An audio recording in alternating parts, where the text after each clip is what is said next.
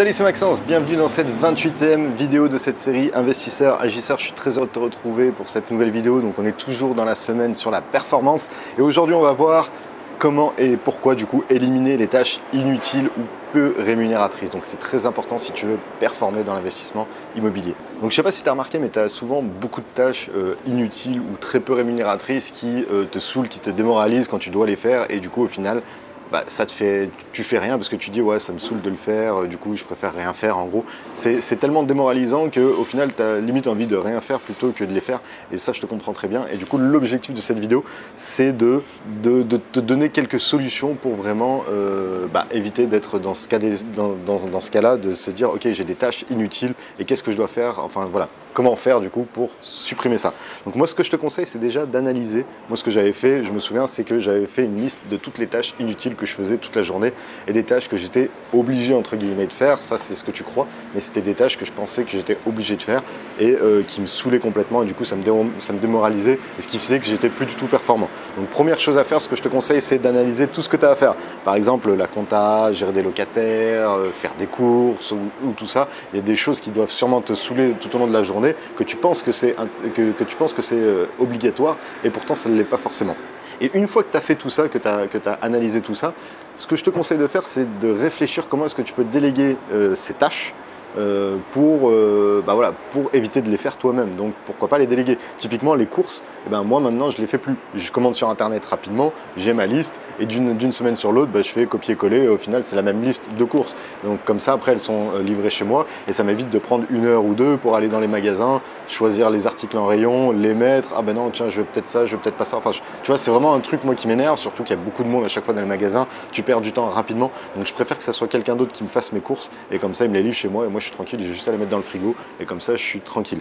Par exemple, tu as la compta. Moi la comptabilité c'est vraiment un truc qui me saoule complètement et du coup je préfère payer mon comptable, mon expert comptable beaucoup plus pour qu'il gère tout.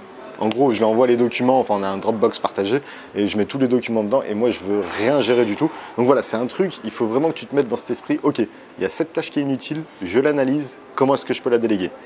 Et si vraiment tu n'arrives pas à la déléguer, donc par exemple, je sais pas, il y a sûrement des tâches tout au long de la journée où tu ne pourras pas les déléguer, analyse et tu te dis, et si je la supprime, qu'est-ce que ça fait?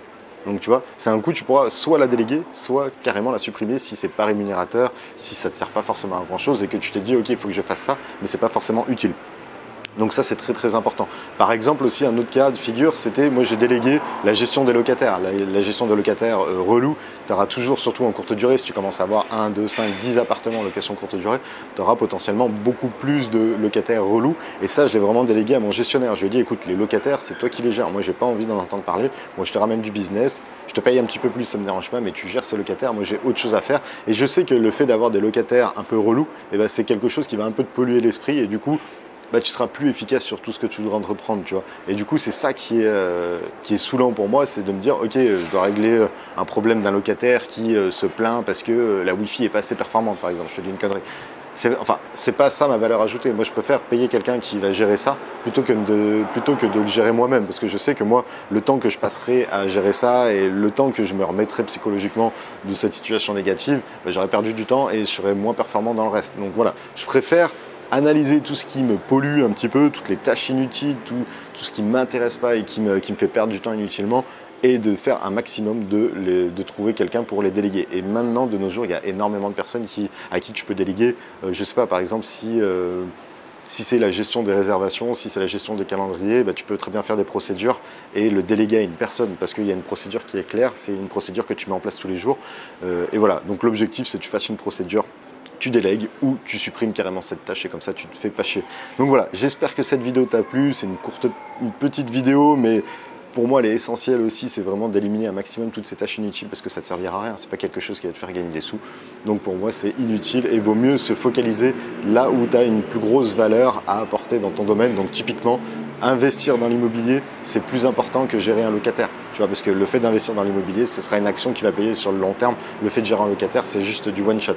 C'est pas fait pour toi. Autant si par exemple tu es en meublé, le louer à une agence traditionnelle et c'est elle qui va gérer tous les problèmes des locataires. Et toi, ta valeur ajoutée, c'est vraiment de trouver des investissements rentables, de gérer des travaux, de gérer le financement, de gérer le notaire et de gérer la décoration. Et après, une fois que tu as créé ce produit, tu le refiles tu le délègues, tu te casses plus la tête et tu gères pas forcément ces locataires. Ce sera, enfin, sauf si tu veux te créer un autre boulot, mais sinon ce sera pas forcément là où il y a ta valeur ajoutée.